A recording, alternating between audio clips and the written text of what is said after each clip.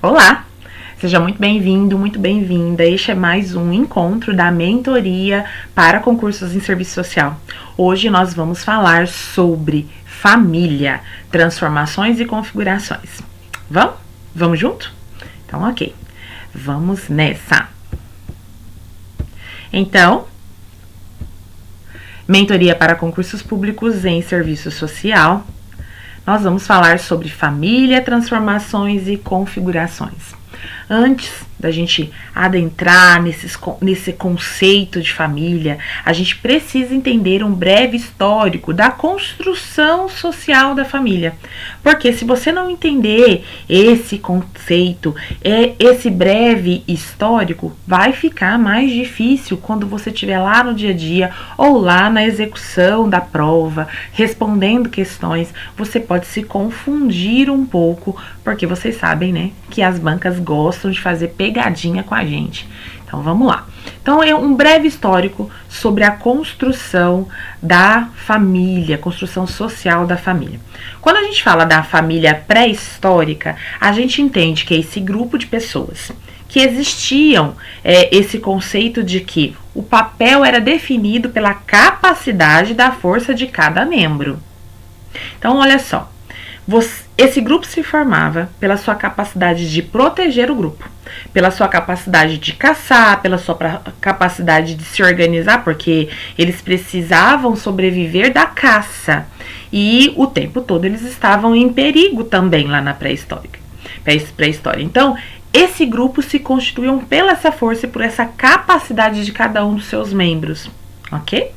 Aí quando a gente já fala da família romana, a gente já tinha esse entendimento de pátria potestas. A gente já tinha entendimento dessa figura masculina, desse poder, desse chefe familiar e os seus descendentes. Então, a família romana já se tinha esse entendimento de que tinha o chefe e tinha os seus descendentes. Mas esse grupo de pessoas, de famílias, também tinha uma responsabilidade política, jurídica, econômica, religiosa, porque se tinha dentro desses membros agregados sobre a chefia deste masculino, sob a chefia deste responsável, porque cada um ali dentro também tinha suas responsabilidades, mas sempre sobre essa liderança, e já tinha esse pensamento de descendentes. Aí quando a gente fala sobre constituição da família e o cristianismo, aí a gente começa a ter um desenho que até hoje é o desenho mais aceito. Aí a gente vai lá para o senso comum, seja na sua atuação profissional, seja na hora de responder questões, cuidado com o senso comum. A gente não pode veredar por essa estrada, por este caminho. Por quê? A família para o cristianismo tem todo um desenho único e universal. Quando a gente fala de cristianismo em qualquer lugar do planeta, eles têm um entendimento sobre qual é o perfil da família. E aí a gente vai ver aqui um pouquinho mais sobre esse perfil, ok? Então vamos lá. Olha só. A partir do século IV, o Império Romano adotou o cristianismo como religião oficial e o casamento tornou-se um sacramento. Então, aquele ato religioso, aquele momento do casamento, não era apenas uma cerimônia, era um sacramento. Olha a responsabilidade trazida ali por Deus, uma responsabilidade dessa composição familiar sacramentada pelo padre, então, né? Exigia um ritual, a igreja exigia para convalidar o ato nupcial a presença de um de seus representantes. Então precisava ter um representante na igreja para celebrar aquele ato e definitivamente dizer: pronto, tem uma união, tem um sacramento, tem uma união, tem um casamento e agora se constituiu uma família. Antes disso não era família. Lá em 1567, em Portugal, tornou obrigatório o casamento cristão em todas as suas terras, incluindo as colônias. Não podia se ter unido um casal se não tivesse obrigatoriamente ser casados. Ter o ato do casamento, a cerimônia do casamento. E essa é a concepção de família, se consolidou e a gente tem até hoje esse entendimento nuclear, conjugal, desse perfil ideal de família, composto então pelo marido, o esposo, a esposa e seus filhos. Então, para o cristianismo, até hoje, essa é a referência, é uma instituição social a partir do sacramento do casamento, do matrimônio. Pois é. Aí quando a gente já vai lá, ó, lá no século X, não se tinha grande expressão, inclusive em termos de patrimônio. Posteriormente, a preocupação com a linhagem e a sucessão, tendo como preocupação a não divisão do patrimônio. Então, olha só, já no século X começou a se pensar nesse patrimônio. Então, essa união familiar, essa família, né, composta pelo pai, mãe e os seus descendentes, começaram a se pensar, então, em bens, em patrimônios, em descendência. Já lá no século XV, a criança, o menino, passava pelo processo de educação. Claro, né, minha gente? Porque se começavam a pensar sobre bens e patrimônios, quem é que herda? Quem é o herdeiro? Já se tinha esse entendimento de que o herdeiro era o homem.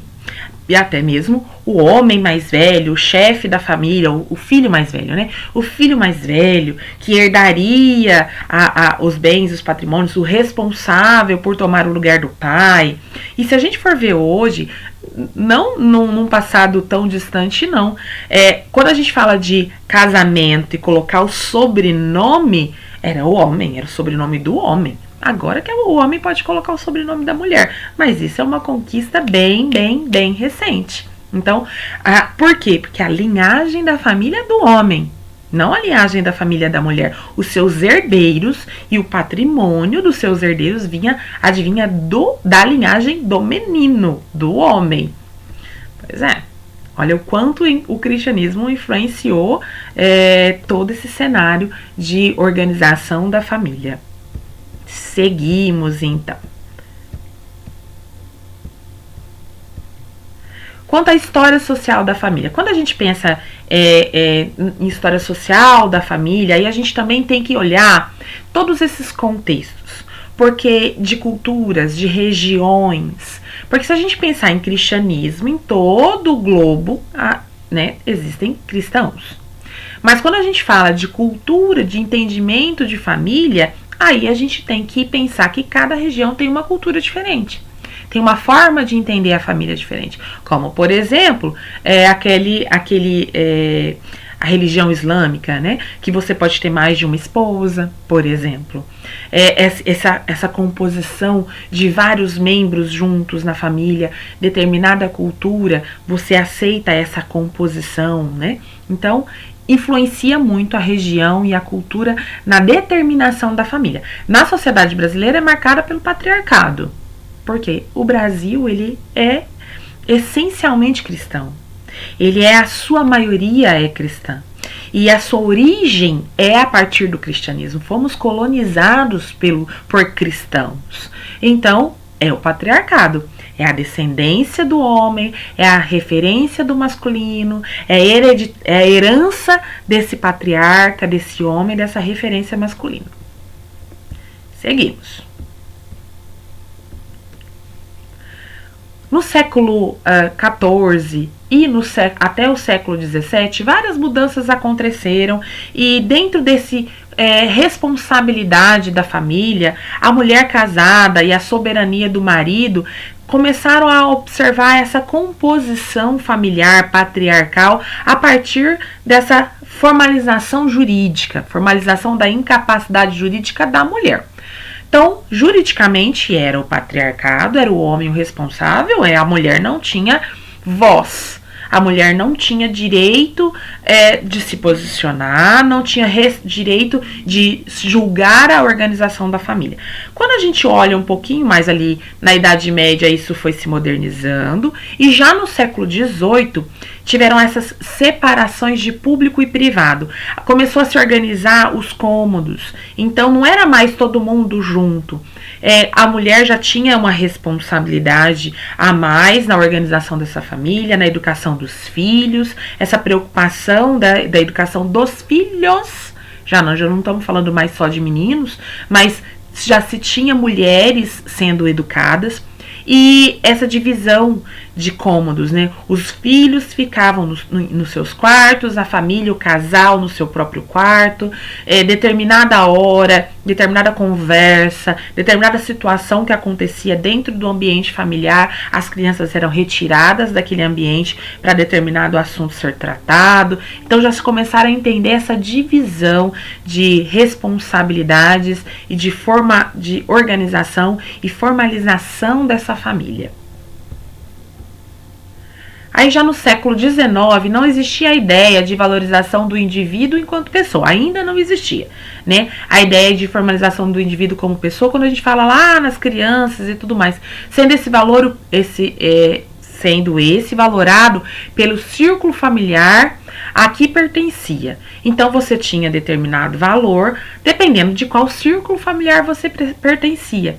Prestígio social, condição de bens, o homem nesse lugar, nesse cenário, a esposa, seus filhos, a dignidade dessa família, em suma, possuir um lar honrado e exemplar. Então, se você não tinha esse desenho, você não tinha um papel na sociedade. Será que tem alguma diferença de hoje?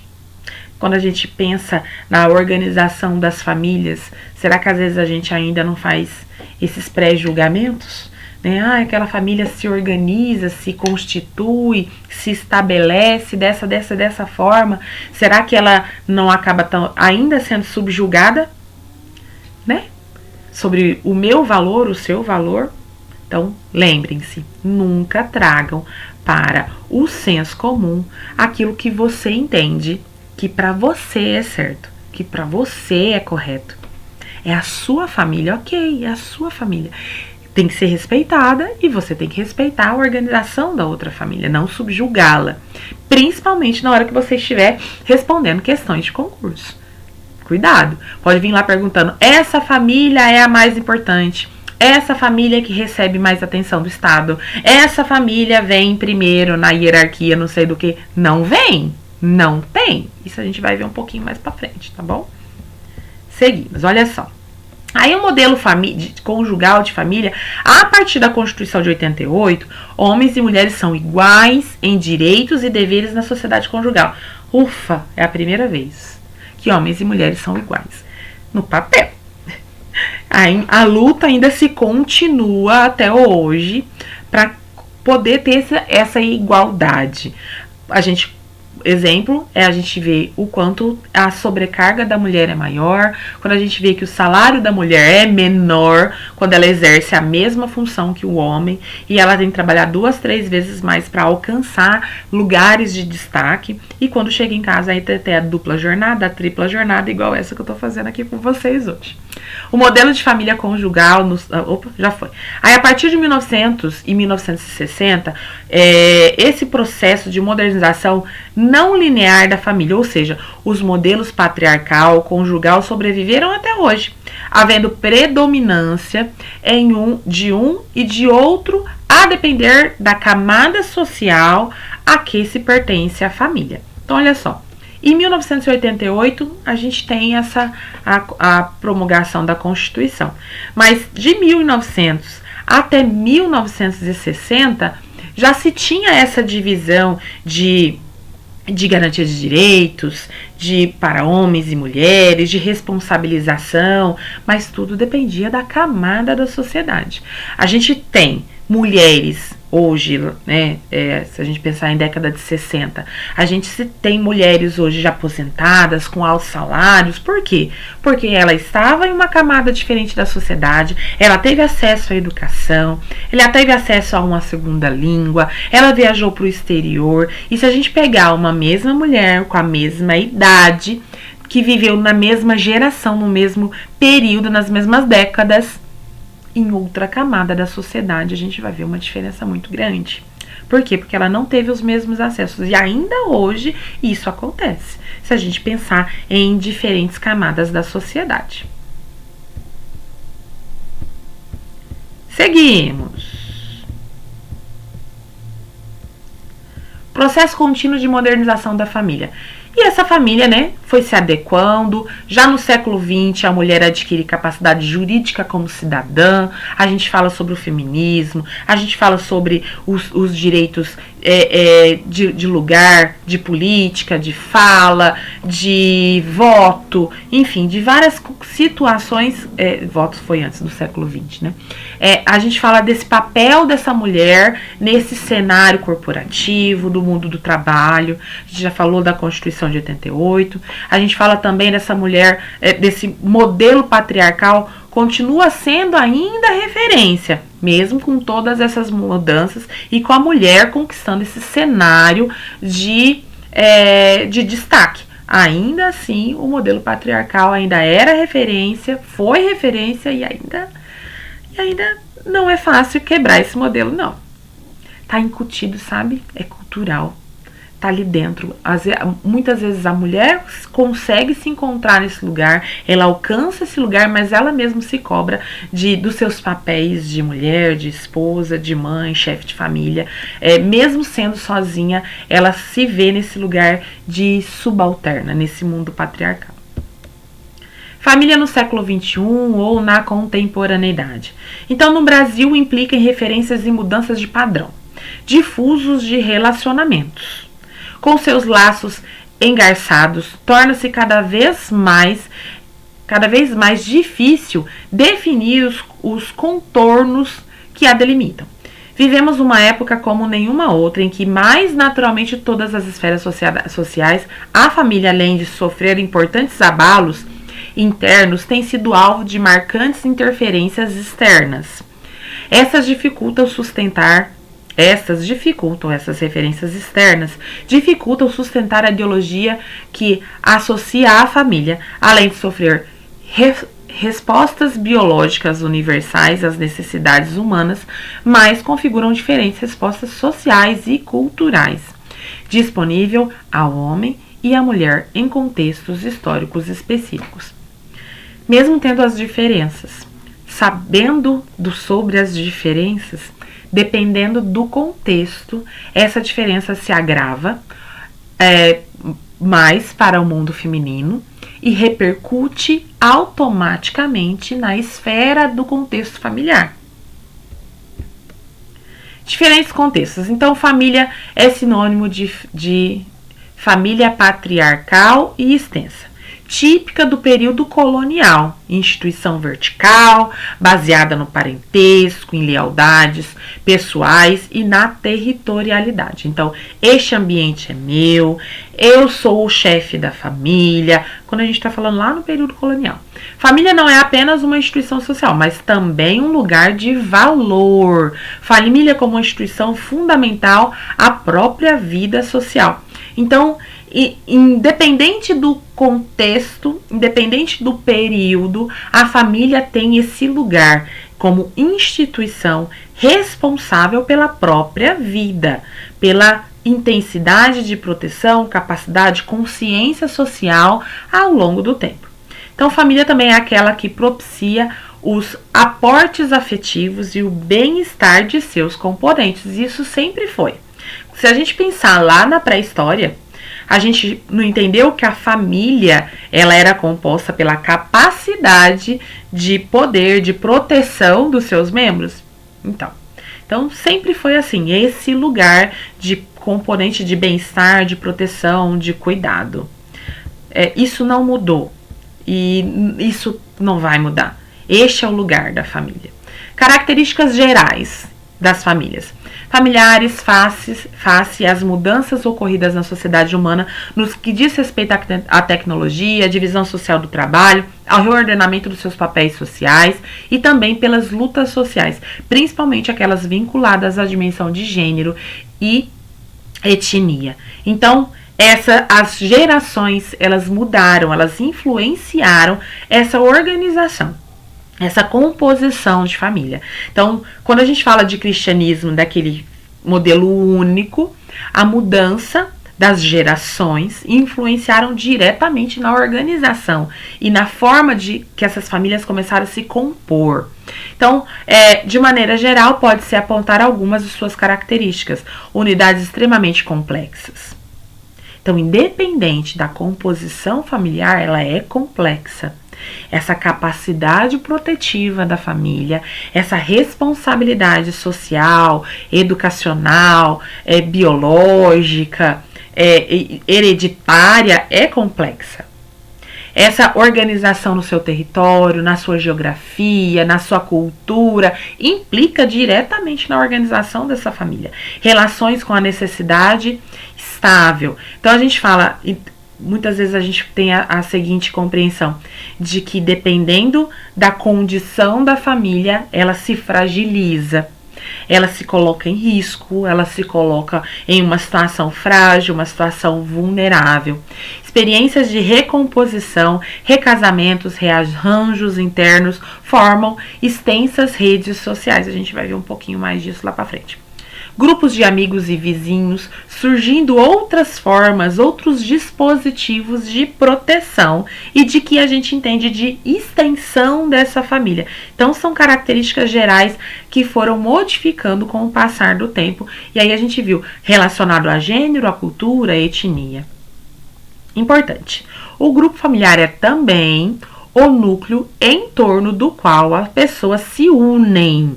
Então, olha só, esse grupo familiar é também esse núcleo, no qual as pessoas se unem. Esse grupo, elas estão unidas com prioridades, com afeto, com intenção, com razão, com objetivo. Também, família responsável pelo cultivo da sociabilidade, das relações de reciprocidade. Se a gente fala de proteção, a gente fala de alguém protegendo, alguém sendo protegido. Se a gente fala de educação, tem alguém educando, tem alguém sendo educado, tem alguém se responsabilizando por esse processo. Quando a gente fala de desenvolvimento, a gente também fala dessa reciprocidade. É importante salientar que a família com um espaço de socialização, proteção, reprodução e formação do indivíduo. Olha só, promoção, proteção, socialização, reprodução e formação do indivíduo. Onde nascem as crianças? Elas nascem em um ambiente familiar. É lá que elas nascem. Mesmo que essas crianças muitas vezes vão, por exemplo, para um abrigo muito bebezinha, nesse abrigo é um ambiente familiar. Essas pessoas são responsáveis pelo desenvolvimento dessa criança. E quando ela vai para uma família extensa, para uma adoção, essa família que vai recebê-la tem essa responsabilidade de proteger. E aí produz e reproduz esse indivíduo o tempo todo. A gente está falando de criança, mas se a gente pensar no idoso, também tem essa responsabilidade de proteção. E isso tem na legislação, no Estatuto do Idoso, na Constituição Federal. A pessoa é responsável por criar os seus filhos e estes, quando mais velhos, responsável por ajudar a subsistência dos seus pais, dos idosos. Isso também está garantido em lei. Então, olha só, é um ambiente de proteção. O que a gente não pode perder de vista é que também é um ambiente violador. Isso a gente não pode esquecer. Isso cai em prova de concurso. Também é um ambiente violador. Porque também no ambiente familiar, seja qual forma ele está composto, também existem violação de direito. Quem trabalha na política de assistência vê muito isso. Também é um ambiente que viola direito, que também desprotege, que também coloca em risco seus membros. A gente não pode pensar que a família é um mar de rosas, é tudo perfeito, é tudo lindo e que isso acontece. Não, mesmo a família mais estruturada financeiramente ou em um ambiente geográfico bom para o seu desenvolvimento, ainda assim existe condições de violação de direito. Então a gente não pode perder isso de vista, porque isso cai em prova de concurso. O que não quer dizer, eu não estou dizendo que isso é certo. Peraí, vamos olhar bem aqui, ó, no fundinho dos meus olhos. Eu não estou dizendo que é certo, tá? Eu não estou dizendo que a família também é um lugar de violação de direito, que isso é certo. que isso deve acontecer, é normal acontecer e é aceitável. Não é isso que eu estou dizendo. Estou dizendo que acontece, tá? Que a gente não pode pensar que não acontece. Porque se a gente pensar que não acontece, as políticas públicas não vão proteger.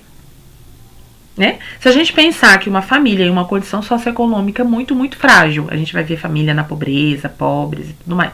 Se a gente pensar nessa condição de família, a gente vai entender que essa condição é favorável para a violação de direito.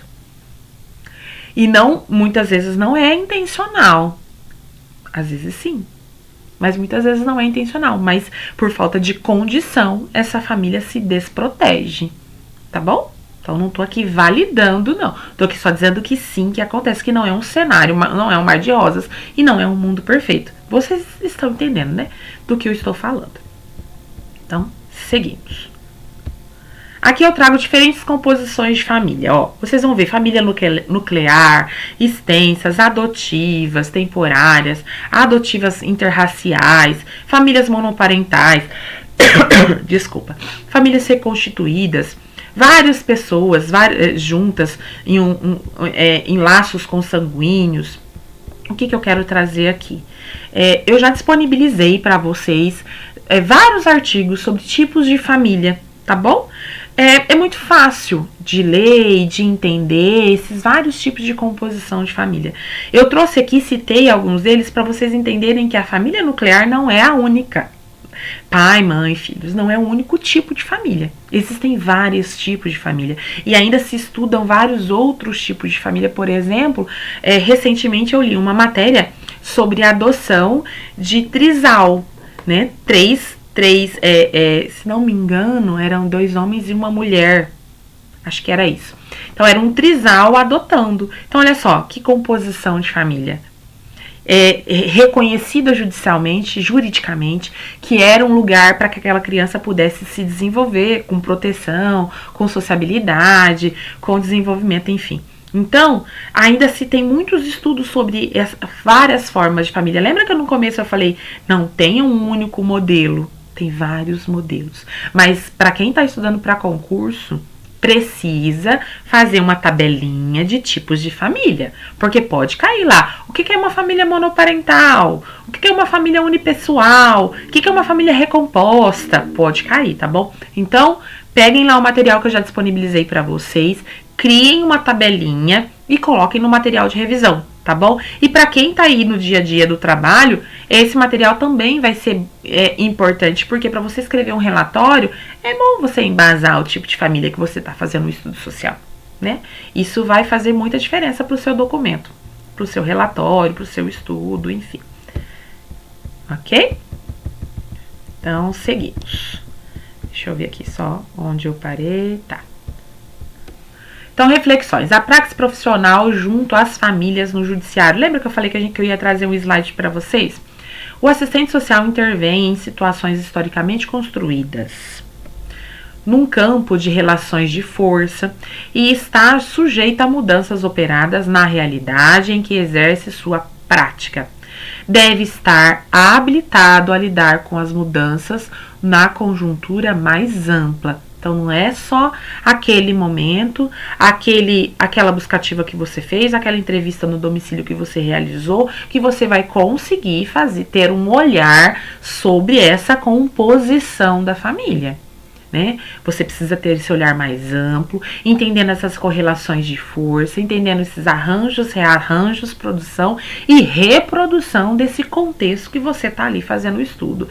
E quando a gente pensa em responder provas de concurso, você vai entender, às vezes pode te perguntar se esse profissional tem que ter essa habilidade. Sim, ele tem que ter essa habilidade desse entendimento mais amplo, mais macro sobre esses contextos do cotidiano das relações familiares dos grupos aos quais intervém. Então, os assistentes sociais, ao atuar junto às varas da infância e da juventude, exemplo, adoção de crianças e adolescentes em situação de risco, acolhimento, crianças e adolescentes envolvidos em atos infracionais, por exemplo, depara-se com casos concretos, quase todos eles expressões particulares da questão social. Então, se a gente entende que a questão social, as expressões da questão social, o mundo do trabalho, as questões de exclusão, as questões de inferiorização do indivíduo, de exclusão do indivíduo a partir do mercado de trabalho e na condição que esse indivíduo se submete e que não se vê muitas vezes com alternativas e ele constitui a família nesse cenário de exclusão, de exploração, de falta de acesso a políticas públicas, de falta de acesso ao mercado de trabalho, o assistente social tem que entender que essa família está nesse contexto. Então, quando a gente fala de violação de direitos, quando a gente fala de ato infracional de criança, de adolescente, quando a gente fala de medida de proteção para criança, a gente tem que entender esse cenário. A gente tem que entender de que expressão da questão social estamos falando. Qual é o contexto da organização dessa família, da composição dessa família. Isso requer do assistente social um estudo e requer lançar mão de várias estratégias, várias técnicas, vários processos de trabalho para entender essa realidade, ok? E no judiciário não é diferente. Então, seguimos. Incorporando, peraí, só um momento que eu acho que eu não compartilhei com vocês a tela. Incorporando e extrapolando os laços familiares, o conhecimento e reconhecimento dos sujeitos com os quais se trabalha é condição para um compromisso real com a efetivação dos direitos humanos e sociais, consoantes principais da democracia. Não tem jeito, se a gente não entende que a pessoa tem o direito de se organizar, de compor a sua família, de compor o seu cenário, da forma como ele entende ser o jeito que faz sentido para ele. Se a gente não entender que ele tem um direito, que vivemos em um mundo democrático, a gente acaba cerceando aquela pessoa, a gente acaba limitando o acesso daquela pessoa, porque a gente acaba julgando. Então a gente tem que tomar muito cuidado com isso, né? Senão a gente vai lá para o senso comum, e eu já falei com vocês sobre o cuidado com esse senso comum. Então, olha só, atenção ao seu compromisso real, a efetivação dos direitos humanos e sociais.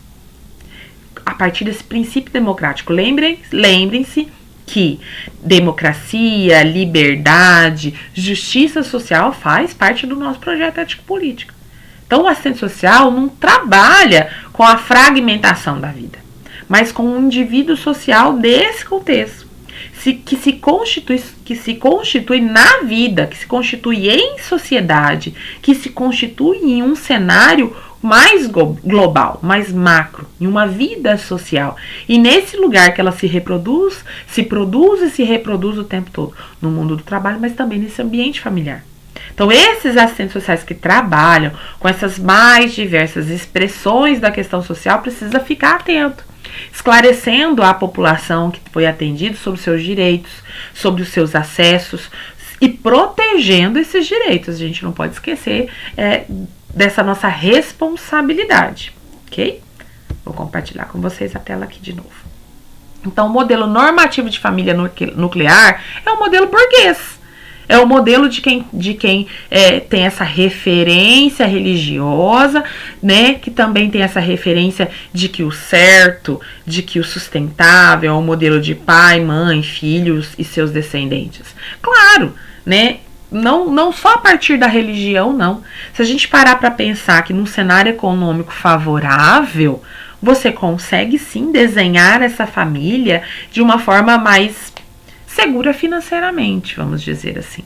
Agora, se a gente for lá para um outro contexto, um contexto social mais excluso, né, que as políticas sociais não chegam, que as mulheres chefes de família acabam tendo que deixar os seus filhos ali na mão de terceiros para poder ir para o mercado de trabalho, e essas crianças, esses adolescentes ficam muitas vezes soltos mesmo, sem políticas públicas de proteção. Esse adolescente muitas vezes se envolve com uma moça, e aí se constitui uma família, dali nasce um filho. bem, olha só. Aí outra família recomposta. Essa criança pode vir para dentro da casa dessa avó ou não. Essa criança pode ir para uma adoção. Gente, são tantas possibilidades de desproteção que aí a gente pensa que essa família nuclear é realmente esse lugar mais burguês, de uma condição socioeconômica mais favorável.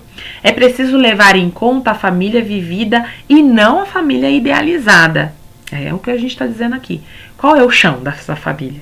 Qual é a realidade dessa família? Em que local ela se produz, se reproduz? Qual que é a vivência dela? O modelo de família com características nucleares não deve sobrepor-se à realidade vivida. Em nenhuma hipótese, sob nenhuma hipótese.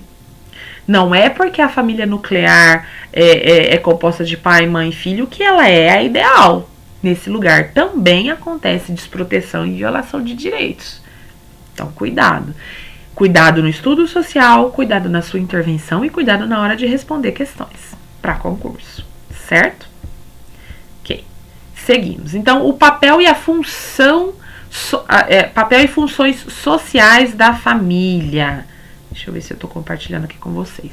A organização dos papéis sociais. O conceito da família, ao se abordar, evoca obrigatoriamente os conceitos e papel da função da família. Olha só, cada um com um papel atribuído e, embora diferentes, consubstanciam o funcionamento do sistema como um todo. Se a gente fala de uma família nuclear, a gente fala o pai, a mãe, independente da condição financeira, da condição do mercado de trabalho, ou até mesmo pode ser uma família nuclear, mas que não tenha referências tão patriarcais assim, né? A mulher pode ser a chefe econômica daquela casa, enfim, cada um tem o seu papel, cada um tem a sua responsabilidade dentro daquela condição. Adultos, crianças, idosos, é disso que a gente está falando, tá bom? Desses papéis sociais. Então, em todas as famílias, independente da sociedade, né? Independente desse lugar, independente do cenário, cada membro ocupa uma posição determinada dentro desse cenário. Então, as expectativas de comportamento, de obrigações, de direito, de responsabilidade dentro desse grupo. Então, espera-se dos adultos um posicionamento, espera-se das crianças o seu direito de ser criança, o seu direito de se desenvolver, o seu direito garantido no Estatuto da Criança e do Adolescente. Espera-se do idoso também um lugar de proteção, um lugar de que muito já se fez, muito já se contribuiu e agora precisa de proteção da família, do Estado. Então, esses papéis sociais, tá bom? Então, quando a gente fala de socialização das crianças, a gente fala de atividades das crianças, atividades sociais, de desenvolvimento, de capacidade. Quando a gente fala de cuidado físico e emocional, a gente fala nesse desenvolvimento saudável, nesse ambiente saudável, nesse lugar saudável de desenvolvimento. Aí a gente vai para o esporte, para o lazer, para atividades de relacionamento. Quando a gente pensa em papéis sexuais entre os parceiros, a gente também fala de, independente dessa relação cis, dessa relação heterogênea, dessa relação dessa família, dessa união homoafetiva, dessa união heterossexual, independente. Então a gente fala que cada um tem o seu papel dentro dessa composição familiar, ok? Então deixa eu compartilhar com vocês aqui de novo a tela. Então, papéis sociais de irmãos, filhos e jovens, por exemplo. Promotores e receptores. Então, eles promovem também essa produção e essa reprodução, mas eles também recebem esse lugar de proteção, de socialização. Desenvolvimento cultural familiar. Promoção da identidade uns dos outros. Então, qual é a identidade de cada um dos membros daquela família? Qual é a sua representatividade?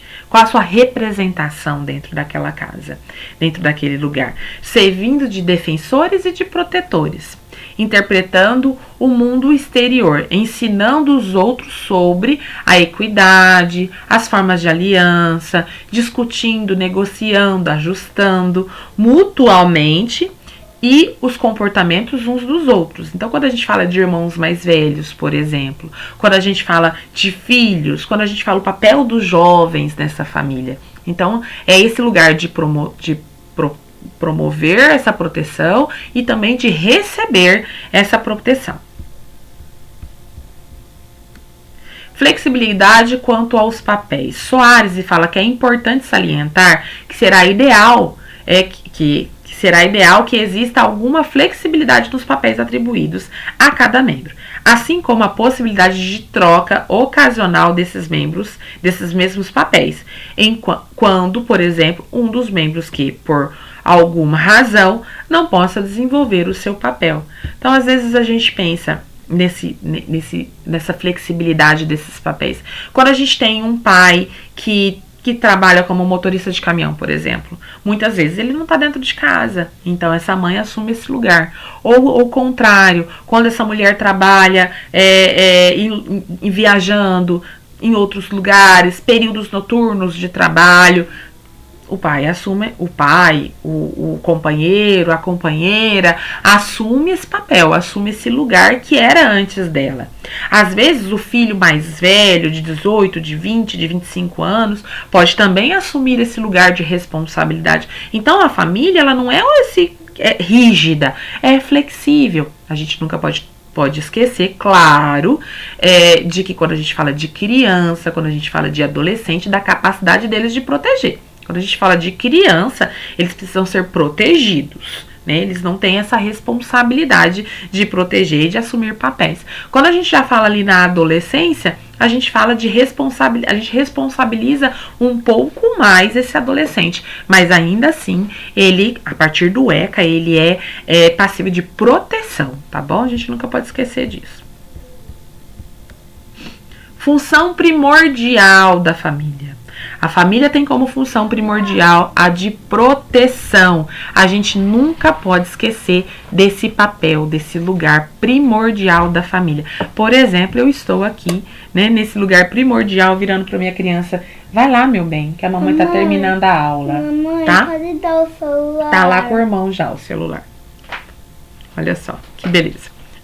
A família tem como função primordial a de proteção, tendo, sobretudo, potencialidades para dar o apoio emocional para a resolução de problemas e conflitos. Então, a família tem esse papel: resolver conflitos, resolver situações que pode vir a causar uma situação de violação de direito, uma situação que está frágil e que pode vir a se tornar um risco. Família ajuda a manter a saúde física, mental, individual, por constituir o maior recurso natural para lidar com situações potencializadoras de estresse associadas à vida na comunidade. Então é na família que é o lugar, o porto seguro, o aconchego, a proteção, a segurança. E olha esse desenho dessa família aí, que legal, né? É uma família patriarcal. Nesse desenho a gente consegue ver o pai, o avô, a mãe, a avó, os filhos. Mas quando a gente fala de lugar de proteção, a gente vê as 3 gerações em um lugar de segurança, de aconchego, de proteção. Seguimos. Função social da família: geradora de afeto, proporcionadora de segurança e aceitação pessoal, proporcionadora de satisfação e sentimentos de utilidade, asseguradora de continuidade das relações, proporcionadora de estabilidade e sociabilidade. Gente, é no ambiente familiar que se aprende. É no ambiente familiar que se aprende a se relacionar com o outro. É no ambiente familiar que se aprende a se proteger. É no ambiente familiar que se aprende a se tornar um ser humano digno, um ser humano responsável, um ser humano que não vai violar o direito das outras pessoas. Claro que, dependendo do cenário, da forma como a família foi se recompondo, se compondo, a gente consegue entender que a família às vezes não tem condição de proporcionar tudo isso que a gente está vendo aqui, essa lista, né, aqui, a gente consegue perceber. E aí é que entra o papel do Estado em apoiar a família nessas responsabilidades. Seguimos. Universo moral das famílias pobres. Quem está falando isso é a Sartre. No seu texto A Família como Espelho, um estudo sobre a moral dos pobres. Ela traz a família como a família pobre, essa família economicamente desfavorável, que a gente já falou bastante sobre isso, né? A análise das relações familiares, sobretudo a partir da mudança dos papéis na família. Evidenciou a questão estrutural da família moderna, os conflitos entre, de um lado, a afirmação do indivíduo e do outro, o seu desenvolvimento, sua potencialidade, o mundo externo, as suas transações. De outro lado, respeito às obrigações e às responsabilidades próprias das famílias. A família pobre. Este conflito, individualidade versus obrigação social, aparece pouco acentuado pela precedência do todo, a família sobre as partes, o indivíduo com que as relações familiares entre os pobres sigam um padrão tradicional de autoridade e de hierarquia. O que ela está dizendo aqui? Ela está dizendo para que a gente perceba, para que a gente fique atento em como essas famílias se organizaram, em como essas famílias foram conduzidas pela sociedade, pelo sistema, pelas expressões da questão social, os reflexos da questão social. E que às vezes a gente tenta colocar essas famílias em um padrão de certo e errado. E aí a gente entende, aí a gente coloca, impõe esse padrão, e aí a gente fala que as famílias pobres não conseguem criar seus filhos. Tem resoluções no Cefes que fala, né, e que fala assim, do quanto o estudo social não tem que se embasar na renda econômica, na condição econômica da família. A condição econômica da família, no ECA, inclusive, fala que a condição econômica da família não é condição para que a família perca o poder familiar dos seus filhos. Talvez não deveria nem estar escrito lá, mas precisou estar escrito porque em muitos estudos acontecia de que chegava para fazer a visita, para fazer o acompanhamento, para fazer o estudo e falava assim, não, essa família não tem condição econômica de cuidar dos seus filhos. Mas espera aí, e o afeto? E a proteção? E a segurança afetiva? E a segurança de convívio? E a importância, o direito de se desenvolver no seio da família? Ah, mas com que condição financeira ela vai fazer isso? Então, muito se foi ajustando e colocando um rótulo de que as famílias pobres não conseguiriam cuidar dos seus membros. E por isso que o Estado também precisa entender por que essa família não está conseguindo cuidar dos seus membros. Com certeza, não é só pela condição econômica. Com certeza. Falta de acesso a políticas públicas como educação, por exemplo. Formação para o mercado de trabalho, habitação, segurança, saúde mental, saúde com relação à questão do uso e abuso de substâncias. Então, talvez por isso essa família não tá conseguindo. A questão econômica não é a mais importante de rotulá-la como uma família pobre. Tá? Isso que essa autora no texto, ela traz essa reflexão, esse entendimento sobre quem é essa família pobre. No judiciário também tem muito essa preocupação, né? O que é pobreza, o que é riqueza? O que é condição de desenvolvimento de um contexto familiar, partindo da família, né? Procurei compreender qual é a categoria de moral, de condição, de proteção, esse lugar no mundo dessa família, que muitas vezes não está relacionado à questão financeira. Então, essa fundamentação da família pobre, né? Essa hierarquia patriarcal de um sistema que oprime, moraliza essas famílias. Por exemplo, quando a gente fala uma mulher chefe de família, e aí muitas vezes fala, ela não vai conseguir, ela não tem um marido, ela não tem uma renda, né? Ela não tem um marido para pôr dinheiro dentro de casa. Então, olha só o quanto vai rotulando a partir dessa hierarquia patriarcal de certo e errado de modelo familiar. Esses laços consanguíneos, esses laços de sangue, demarcam quem é esses parentes ou não. Não há essa relação de parente de sangue se com eles não for passível de dar e receber e retribuir. Então, muitas vezes as famílias, elas se reorganizam, se formam, se ajudam, se apoiam e muitas vezes não tem uma relação de sangue. Muito pelo contrário, tem uma relação de proteção, de cuidado, de proteção para o seu apoio e desenvolvimento. E nem sempre está relacionado à família, à questão sanguínea. Então, olha só, a família burguesa e a família pobre.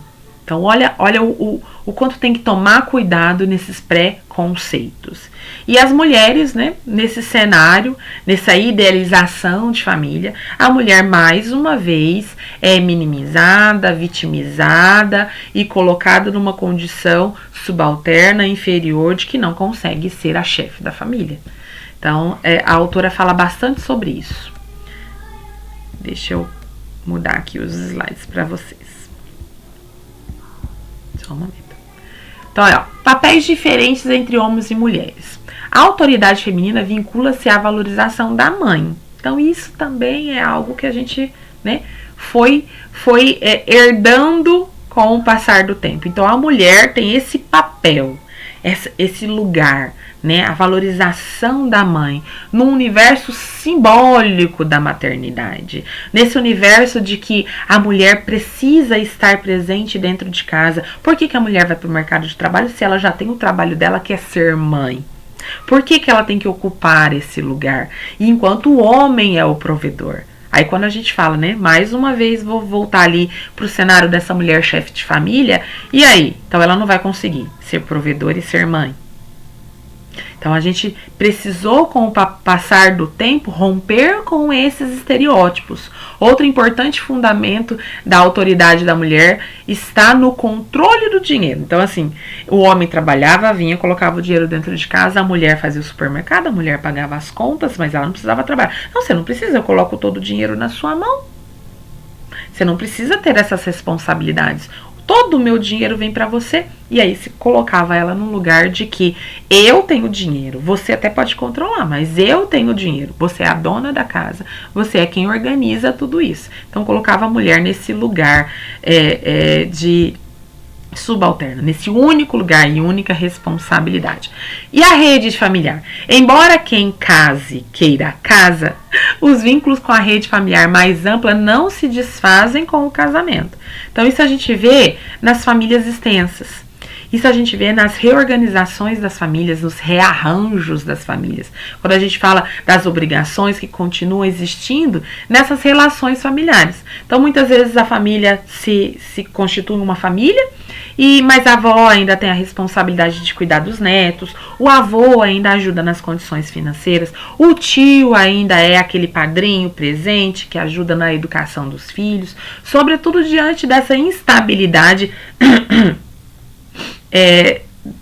dessa organização familiar, desses casamentos, dessas formas que constituem as famílias. Elas se constituem e passa o tempo, aquela forma não deu certo, aquela configuração não deu certo, e elas se reorganizam, se constituem de formas diferentes, e aí essas famílias extensas continuam fazendo parte desse ambiente familiar. Então a família ultrapassa esse limite da casa, envolve essa rede de proteção, essa rede mais ampla de sobrevivência, de apoio, de expectativas de proteção, de guarda, de cuidado, de afeto, de atenção mesmo, né, de cuidado.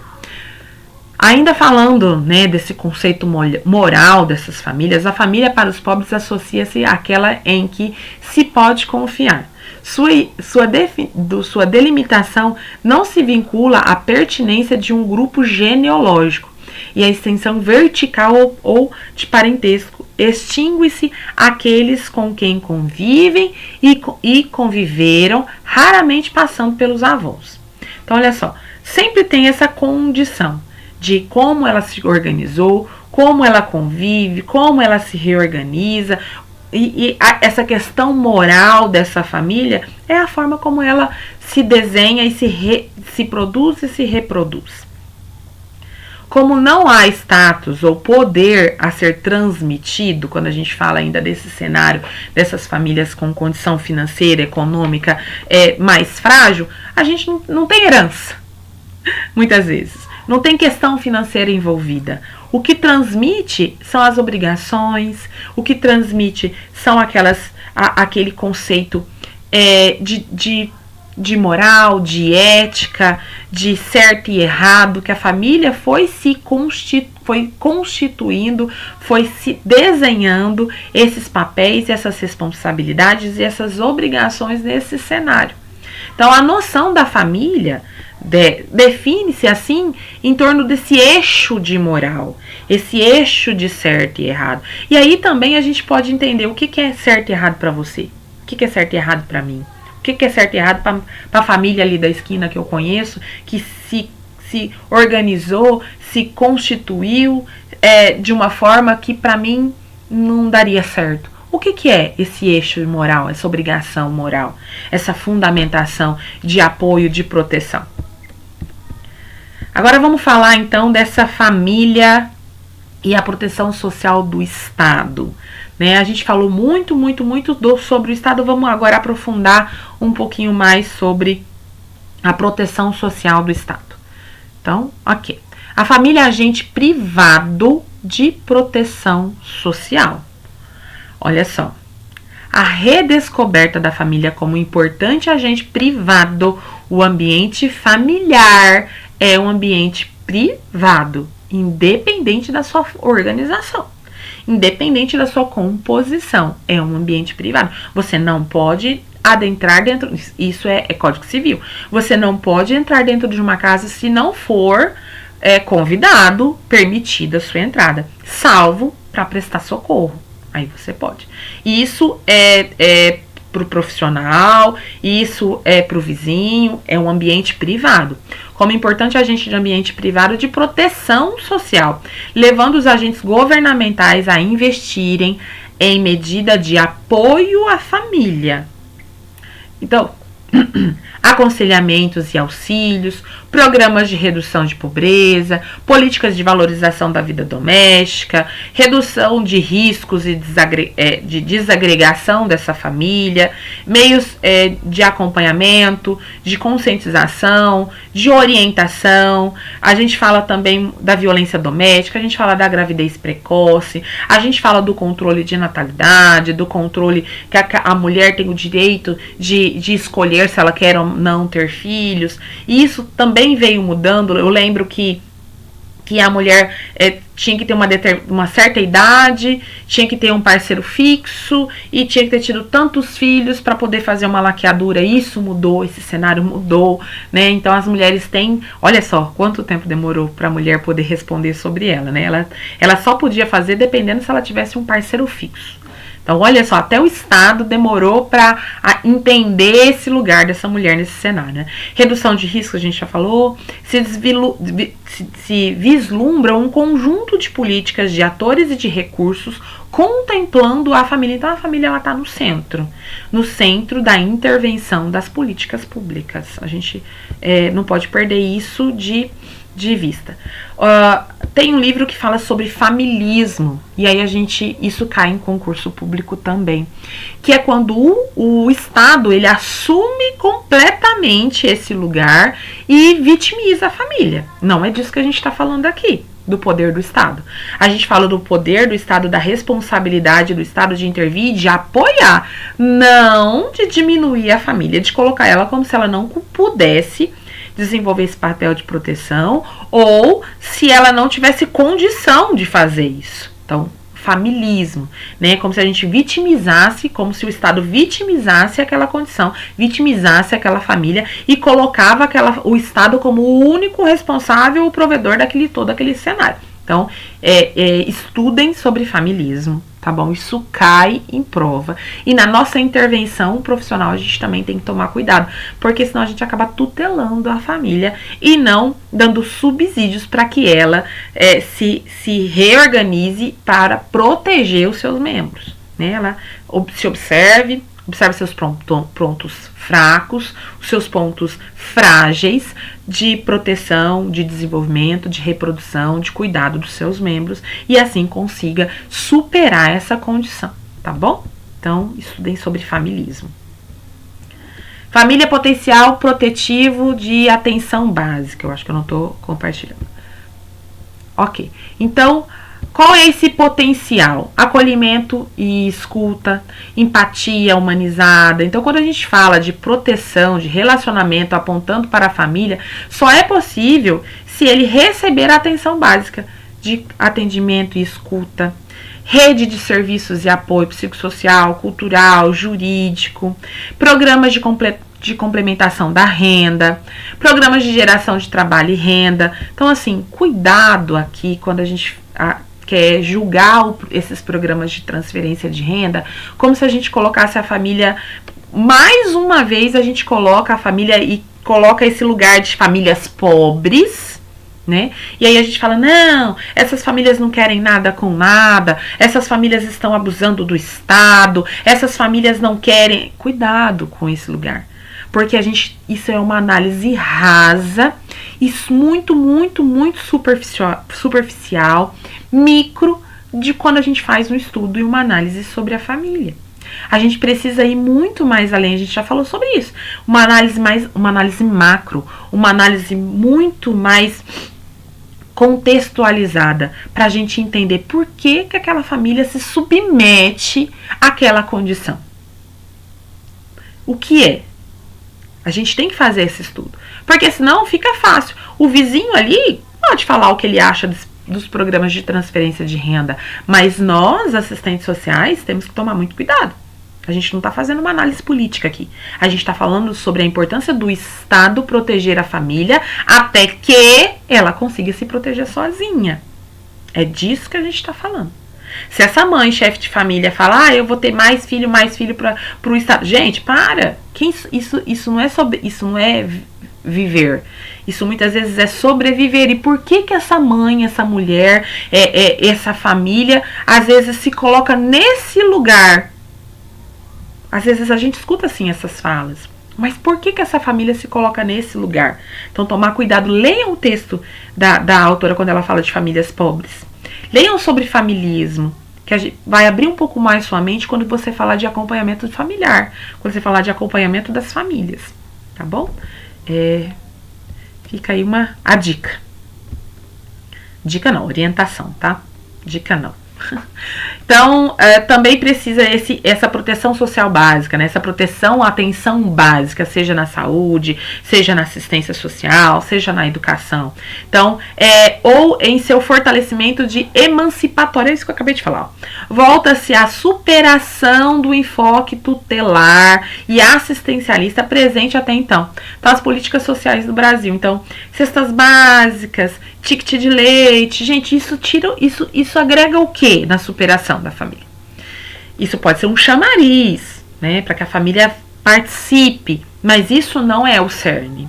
Quando você olha a construção dessas políticas de transferência de renda, você consegue ver lá o porquê que ela foi criada. A questão é, o nosso trabalho está sendo desenvolvido a partir do objetivo que aquela política foi criada?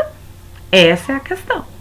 Porque senão, se o nosso trabalho não está sendo desenvolvido a partir do que a política foi criada, dos seus objetivos, das suas metas, da sua intenção, se o nosso trabalho não vem ao encontro de atingir esses objetivos, a responsabilidade ali, a culpa ali, não é da família, é de quem não está fazendo o trabalho que deveria ser feito.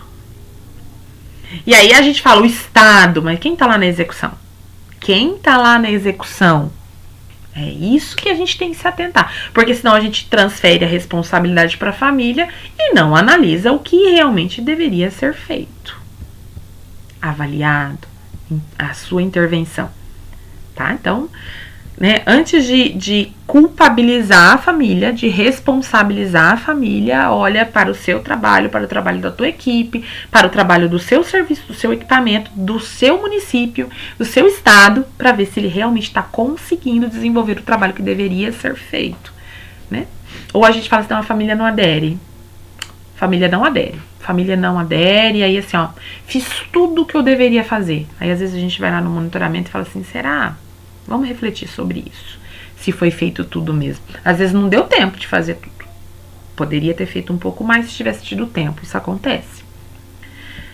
Então é um lugar que busca se consolidar uma política movida pela lógica do reconhecimento dos direitos sociais e, portanto, justiça e da equidade.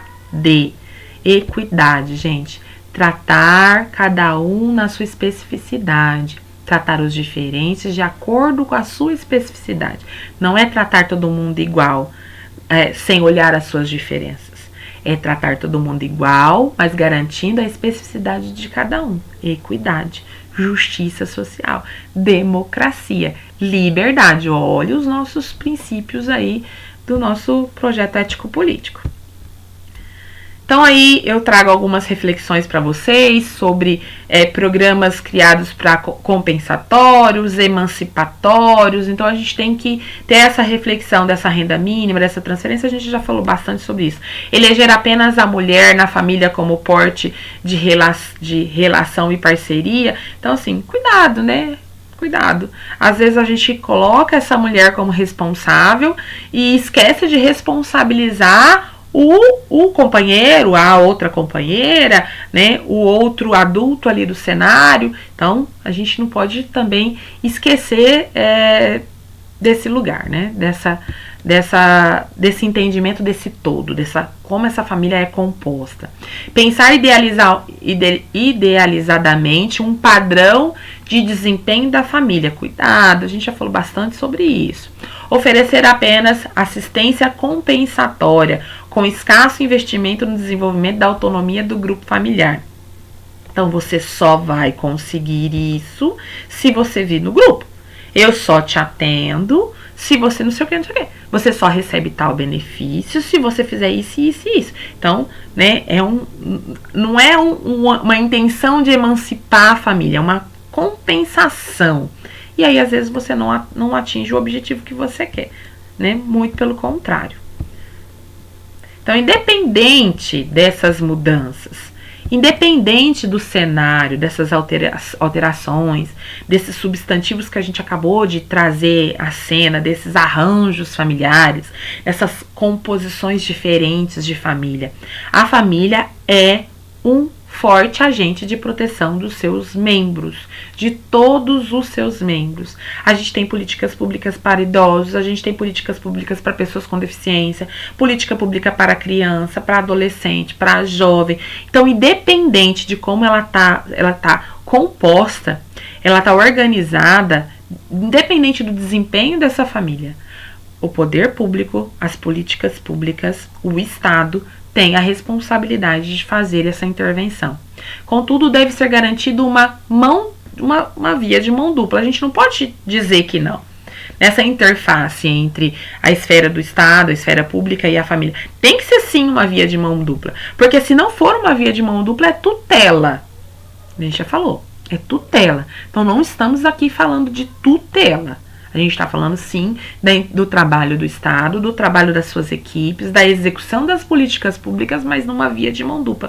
A família precisa entender, ela precisa também responder a esses processos. Não é não aderiu, é o trabalho foi feito, mas não obtivemos êxito.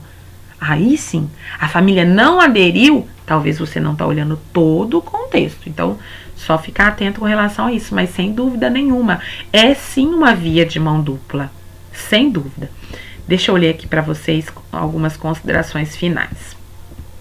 Então vamos refletir, né, que conhecer a família na qual se fala e para a qual muitas vezes dirigimos nossa prática profissional é muito importante. É imprescindível compreender sua inserção social e o papel que ela está sendo atualmente destinada. E, da mesma forma, é necessária a mobilização de recursos da esfera pública, visando implementação de políticas públicas de caráter universalista, que assegurem proteção social. Entretanto, o mais fundamental é que o indivíduo e sua família tenham efetivas condições para promover sua autonomia. Esse é o ideal. Seja respeitados os seus direitos civis e sociais, acesso à educação, à saúde, à justiça, ao trabalho, enfim. E contém com a possibilidade de elevação do nível de qualidade de vida, aspectos esses inerentes à construção da cidadania. Esse aqui foi a revista Serviço Social e Sociedade número 71, que fala sobre, um especial sobre famílias. Eu não sei se eu tenho 71 aqui, não. Tá lá na outra sala.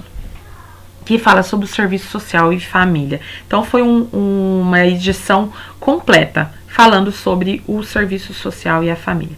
Bem, aí a gente pensa essas famílias que a gente já falou, né? É um lugar de proteção, mas também é um lugar que pode não haver segurança. A gente falou sobre isso. Então a gente não pode ser ingênuo e achar que é um ambiente 100% seguro o tempo todo. Porque não é. Mesmo naquelas famílias com uma maior condição financeira, estrutural, de acesso a políticas públicas, de todas essas políticas que a gente falou, de consciência, de proteção, pode acontecer um lugar de insegurança e de violação de direito. A gente não pode perder isso de vista, né? Tá aí a Lei Maria da Penha também para nos lembrar o tempo todo desse ambiente que também é agressor, que também viola. Então, aqui esse slide fala da Constituição Federal, fala do artigo 209, fala do Estatuto do Idoso, já falei bastante com vocês sobre isso, e eu recomendo que quando vocês estiverem, independente de qual público vocês estiverem atuando, e vocês que estão estudando para concursos, cada política pública de segmento, seja da juventude, seja da pessoa com deficiência, seja do idoso, seja de criança e adolescente, cada uma delas fala sobre a família. Fala sobre esse lugar de proteção do Estado e dos membros da família. Então você precisa sim estudar sobre isso, você precisa entender a legalidade desse sistema de proteção da família. Tá bom? Bem, ficamos por aqui. Que bom que a gente conseguiu concluir esse assunto, esse tema tão importante. Claro que a gente poderia ficar falando mais, sem dúvida. A gente poderia dividir essa aula em várias outras. Só que o objetivo aqui é ser generalista. É trazer para vocês uma reflexão, conduzi-los nesse trabalho de planejamento, de intervenção, mas principalmente na mentoria para concursos, é de ser generalista para que você consiga responder questões de concurso. De agora para frente, o que você tem que fazer? Responder questões. Responder questões, responder questões, responder questões. E entendendo as respostas a partir desse processo, dessa base teórica que eu passei aqui para vocês, tá bom? O material tem bastante conteúdo, eu vou disponibilizar esse material para vocês.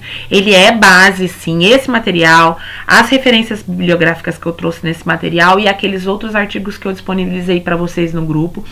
Estudando tudo isso já tá bom. Estudou? Ok. Produziu material de revisão? Ok. Aí daí pra frente é só responder questões, tá bom? E aí eu fico aqui. É proibido perder o foco. É proibido perder o foco. Não se perca no meio desse processo de estudar para concursos. É desafiador todo dia. Nas nossas mentorias a gente fala muito sobre isso. Então, é proibido perder o foco. Certo? Beijo. Fiquem com Deus. Até a nossa próxima aula.